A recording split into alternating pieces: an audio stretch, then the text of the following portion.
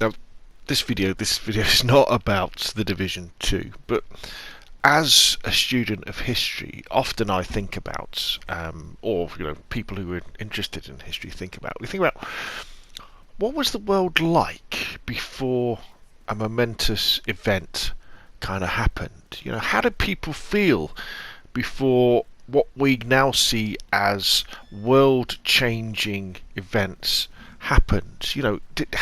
Did they know things were going to happen? Did they feel like things were going to happen?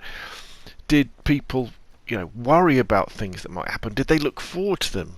Things like that. So, like, say in 1914 in London or Paris or Berlin or in Austria or all over the world, how do people feel? Were they looking forward to the, a possible war between the European powers? Did they even have a clue that one was going to happen? In September, say 39, say before the Second World War really started for the UK, as people were wandering around, going to work, buying the groceries, looking after their kids, going to school, did they really have any clue about what possibly could happen over the next several years? After the Second World War was over, say in 45, before the general election we had, did people then think that Churchill would be defeated and be replaced by a Labour government, to bring in the era of the National Health Service and things like that? Maybe a little bit closer, 1990, if you were in Germany, if you were in East Germany, before the Berlin Wall came down, what was people's lives like? What were they thinking? Paris in 1789, before the French Revolution. New York in 1776, or perhaps more ominously, say Germany in 1933, say Rome in 1922 before Mussolini came to power, Madrid in 36 before the Spanish Civil War. If you talk to people at the time, would they be like, oh yeah, it's all going to blow over, nothing's going to happen, it'll all be over by Christmas? Or were some people scared, were thinking, no, things could go downhill really, really fast? Maybe some people had an inkling, had a clue about it. Maybe some people didn't care. Maybe people were just going on about their daily lives, because our daily lives are often complicated enough without these big things that were happening. So, October 2020, I think maybe what we need to do is have a cup of coffee, cup of tea, soft drink, sit down, and maybe just collect your thoughts and think about, what's your life like at the moment? What do you think is round the corner? What do you think is coming up? What do you think the world's going to be like in a year's time? Because I think we're going to be asked in the future.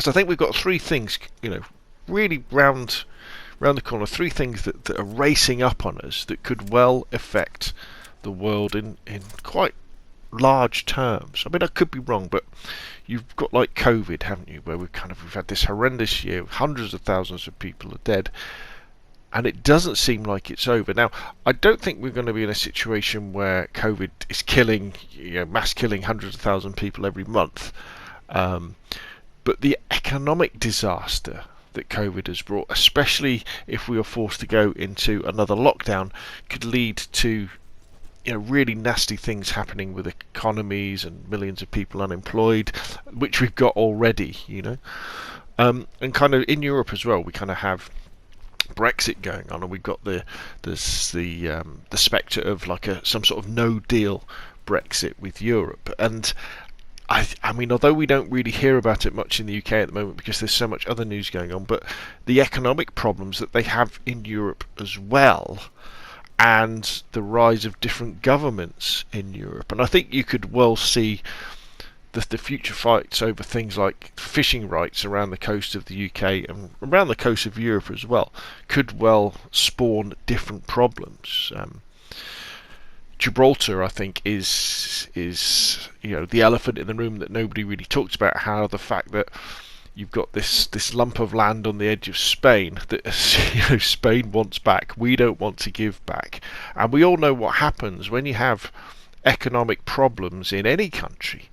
Often, a common strategy, a common tactic that government uses to take away people's focus on the internal problems is to focus on external problems. So within Europe, that could well be the UK, and the problems that we're seen as bringing to Europe through going through Brexit. And I wouldn't be surprised if you see troubles, in Spain about Gibraltar, and maybe direct action being taken and kind of being covertly supported, by the Spanish, or the Spanish have their own problems internally with separatist movements within their country, and you have independence movements, within the UK itself with the Scots and the Welsh.